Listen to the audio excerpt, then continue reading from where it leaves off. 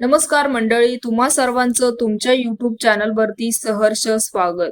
तर मित्रांनो, विधानसभा निवडणूक 2024 ची धमाल, जनतेच्या मनातील भावना, कोण जिंकणार कोण हरवणार, यंदाची निवडणूक ही मतांसाठी असणार का की मतदार आता जागृत झाले?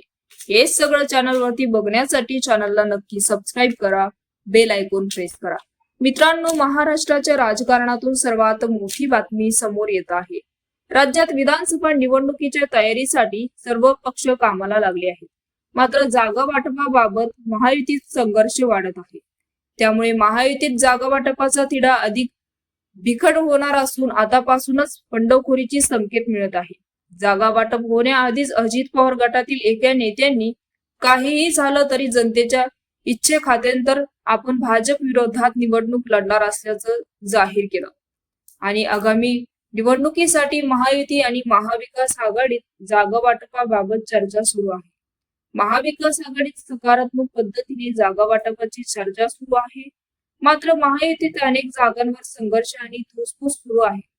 त्यामुळे अनेकांनी बंडखोरीचा पवित्रा घेतला असून आतापासूनच महायुतीत बंडखोरीची संकेत मिळत आहे। अनेक इच्छुकांनी काहीही झालं तरी निवडणूक लढायचीच असा निर्धार व्यक्त केला आहे। तर नागपूर पूर्व मतदारसंघात भाजपाला चांगलीच आघाडी मिळते। मात्र आता अजित पवार गटातील एका नेत्यांनी या जागासाठी दावा केला आहे। तर भाजपा विरोधात निवडणूक लढण्याचा निर्धार देखील त्यांनी व्यक्त केला।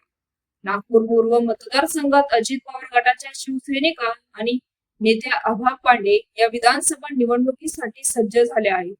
त्यांनी आतापासून तयारीही सुरू केली आहे। लोकशाही आणि राजकारणात जनता सर्वतोपरी असते। जनतेच्या आग्रहास्तव मी निवडणुकीच्या मैदानात उतरणार आहे।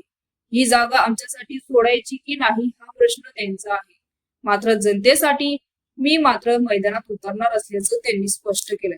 तर मित्रांनो, याविषयी आपलं काय मत आहे आम्हाला कमेंट बॉक्सच्या माध्यमातून नक्कीच कळवा आणि चॅनल अजूनही सबस्क्राईब केलं नसेल तर चॅनलला सबस्क्राईब करा, बेल आयकॉन प्रेस करा।